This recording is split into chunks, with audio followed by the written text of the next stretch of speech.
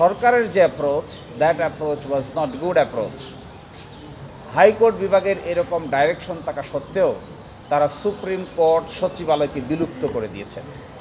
এই বিলুপ্ত করার যে অ্যাপ্রোচটা তারা গ্রহণ করেছেন, this is tantamount to contempt of court. তারা সচিবালয়ের সচিব সহ 15 জন ঊর্ধ্বতন কর্মকর্তাকে বিলুপ্ত করে ভূতাপেক্ষভাবে আইন মন্ত্রণালয়ের উপরে তারা ন্যস্ত করেছেন। 2রা সেপ্টেম্বর 2025-এ একটি রায় প্রদান করেন 90 দিনের ভিতরে স্বতন্ত্র সচিবালয় প্রতিষ্ঠার নির্দেশনা দিয়ে। এই রায়ের বিরুদ্ধে রাষ্ট্রপক্ষ আপিল দায়ের করেন এবং এই আপিলের পূর্ণাঙ্গ শুনানি এখন অনুষ্ঠিত হয় নাই। আপিলের সঙ্গে তারা একটি স্থগিত আদেশ চেয়ে একটি দরখাস্ত দায়ের করেন। এই দরখাস্তটি তারা প্রথম অনারেবল জাজ ইন চেম্বারে নিয়ে যান। সেখানে অনারেবল জাজ ইন চেম্বার কোনো স্থগিতাদেশ দেন নাই। এই বিষয়টাকে ফুল কোর্টে রেফার করেন। আজকে এই স্থগিতাদেশের উপরে পূর্ণাঙ্গ বেঞ্চে শুনানি হয়েছে। পূর্ণাঙ্গ বেঞ্চে শুনানির পরে মাননীয় আপিল বিভাগ এই সচিবালয় প্রতিষ্ঠার যে ডাইরেকশন, এই ডাইরেকশনটাকে স্টে করেছেন আপিল মামলাটা নিষ্পত্তি হওয়ার আগ পর্যন্ত, এবং একইভাবে এই মামলাটিকে আগামী মঙ্গলবার অর্থাৎ জুন মাসের 16 তারিখ 1 নম্বর আইটেম হিসেবে আপিল বিভাগের পূর্ণাঙ্গ বেঞ্চে শুনানির জন্য দিন নির্ধারণ করেছেন। আমরা মনে করি আপিল বিভাগে এই মামলাটি দ্রুততার ভিত্তিতে শুনানি করতে পারলে মূলত মূল সমস্যার সমাধান হতে পারে। এই জন্য পূর্ণাঙ্গভাবে মামলাটি শুনানি হোক, এটা আমরাও সাবমিশন রেখেছি। কিন্তু একটি কথা এখানে বলা উল্লেখযোগ্য, সরকারের যে approach, that approach was not good approach. High court বিভাগের এরকম ডাইরেকশন থাকা সত্ত্বেও তারা সুপ্রিম কোর্ট সচিবালয়কে বিলুপ্ত করে দিয়েছেন। এই বিলুপ্ত করার যে অ্যাপ্রোচটা তারা গ্রহণ করেছেন, this is tantamount to contempt of court. এই ধরনের কাজ সরকারের পক্ষ থেকে করা উচিত নয়, because that will create a negative example, যে আদালতের রায় না মানলেও মনে হয় চলে।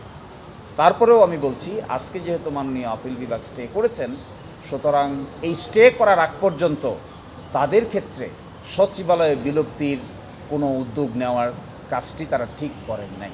কালার এক্সপার্ট ডার্ক স্যাপ এবং মাইল্ড অন হ্যান্ডস টেকনোলজি সমৃদ্ধ অরিক্স অ্যাডভান্স ডিটারজেন্ট পাউডার আপনার লন্ড্রি এক্সপার্ট।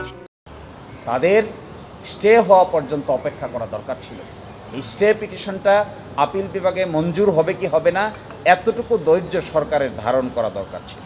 সরকারের এই অধৈর্য জাতির কাছে একটা নেগেটিভ মেসেজ দিয়েছে, যে তাহলে উচ্চ আদালত এবং বিচার বিভাগের প্রতি তারা এই ধরনের আচরণ কেন করছেন।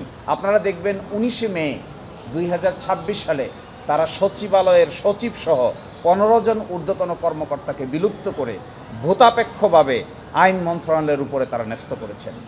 That was A contemptuous work in my view. তারপরেও আজকে থেকে যেহেতু তারা স্টে পেয়েছেন, সুতরাং আজকে থেকে তাদের সামনের কাজগুলো আইন অনুযায়ী হবে, এটা আমরা প্রত্যাশা করি। আমরা এটাও প্রত্যাশা করি আমাদের আপিল বিভাগ গুরুত্বের বিচারে এই মামলা শুনানি করছেন। আগামী 16 জুন দ্রুততম সময়ের ভিতরে এই বিচার শেষ হোক, তারপরে ফাইনাল যে সিদ্ধান্ত হবে এটি সকলের উপরেই বাধ্যকর হবে বলে আমরা মনে করি। আমরা প্রথম কথা বলবো, এবং আজকে বলেছি আংশিক, সেটা হলো এই সচিবালয় স্থাপনের আদেশটি করা হয়েছিল পারস্পরিক ঐকমত্যের ভিত্তিতে, ইংরেজিতে বলে কনসেন্টিং ডিক্রি। এই কনসেন্টিং ডিক্রি বাংলাদেশের সিভিল দেওয়ানি কার্যবিধি আইনের 96 ধারা অনুযায়ী যদি কোনো কনসেন্টিং ডিক্রি হয়, অর্থাৎ ঐকমত্যের ভিত্তিতে যদি কোনো সিদ্ধান্ত হয়, তাহলে সেই সিদ্ধান্তের বিরুদ্ধে আপিল দায়ের করা যায় না। তারপরেও সরকার পক্ষ আপিল দায়ের করেছেন। এই প্রশ্নে এটি আমরা উত্থাপন করব। সেকেন্ড, বিচার বিভাগ যদি স্বাধীন না হয়, তাহলে শুধুমাত্র সরকার কিংবা বিরোধী দলের ব্যাপার না, জনগণের রক্ষা কবচ বলতে শেষ পর্যন্ত কিছুই আর হাতে থাকে না। এবং নিম্ন আদালতের ট্রান্সফার এবং পদোন্নতি, তাদের শৃঙ্খলা এবং তাদের ছুটি মঞ্জুরি, এগুলো যদি সুপ্রিম কোর্টের উপর ন্যস্ত না রেখে প্রশাসনিক দায় দায়িত্ব কিংবা সরকারের উপর ন্যস্ত করা হয়, তখন বিচার বিভাগ, অধস্তন বিচার বিভাগ সঠিকভাবে স্বাধীনভাবে ফাংশন করতে পারে না।